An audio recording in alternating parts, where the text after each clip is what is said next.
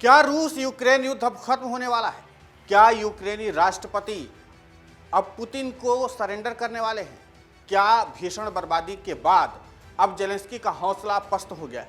क्या रूस यूक्रेन युद्ध बंद होने की कवायद तेज हो गई? दरअसल रूस यूक्रेन युद्ध को अब 1 साल पूरा होने वाला है और इस युद्ध का कोई नतीजा अभी तक निकल नहीं पाया है।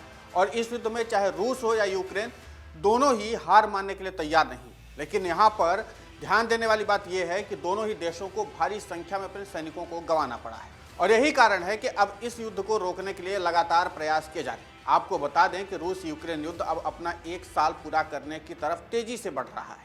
इस बीच एक रूसी सांख्यिक ने जंग के अंत को लेकर के एक चौंकाने वाली भविष्यवाणी की है।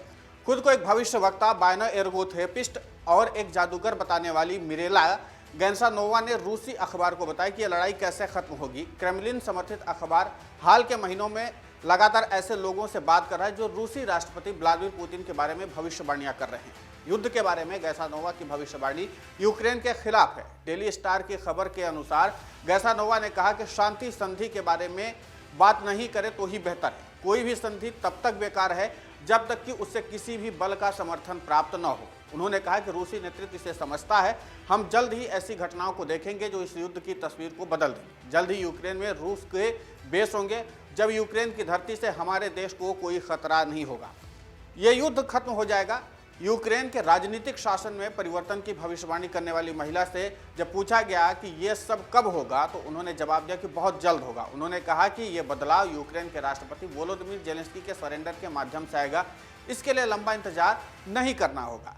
गैंसानोवा ने दावा किया कि अमेरिकी राष्ट्रपति जो बाइडेन ये समझ गए हैं कि जेलेंस्की अब ज़्यादा देर तक नहीं टिक पाएंगे। उन्होंने पहले ही उनके सरेंडर को मंजूरी दे दी है।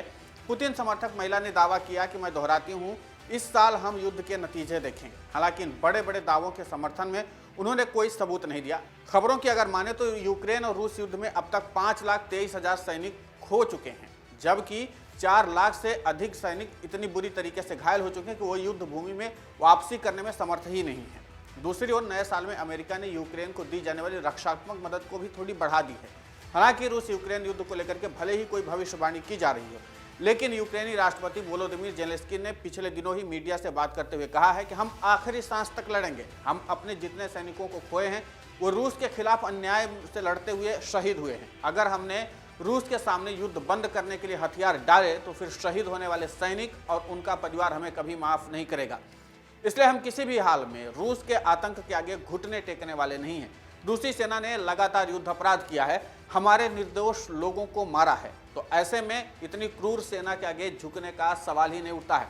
हम लड़ाई लड़ेंगे और जीतेंगे। जाहिर सी बात है, जिस तरीके से जेलेंस्की ने अपना बयान पिछले दिनों मीडिया के सामने दिया है उससे साफ है कि वो अभी भी फिलहाल युद्ध को रोकने के लिए प्रयास नहीं कर रहे हैं। वो लड़ाई लड़ने के लिए तैयार हैं।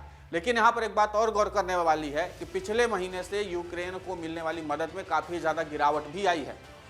ऐसे में आगे वो इस युद्ध को कितना चला पाएंगे ये भी देखना दिलचस्प होगा, क्योंकि यूक्रेन को सबसे ज़्यादा मदद ब्रिटेन से मिल रही थी। लेकिन जब से ऋषि सुनक ब्रिटेन के प्रधानमंत्री बने हैं तो मदद में भारी गिरावट दर्ज की जा रही है। ऐसे में आगे की लड़ाई वो कितनी कर पाएंगे ये देखना दिलचस्प होगा। लेकिन फिलहाल जिस तरीके से गैंसानोवा की तरफ से भविष्यवाणी की गई है, उस भविष्यवाणी का कितना असर व्यापक तौर पर होगा रूस यूक्रेन के युद्ध में, भी अपने आप में बड़ा सवाल है।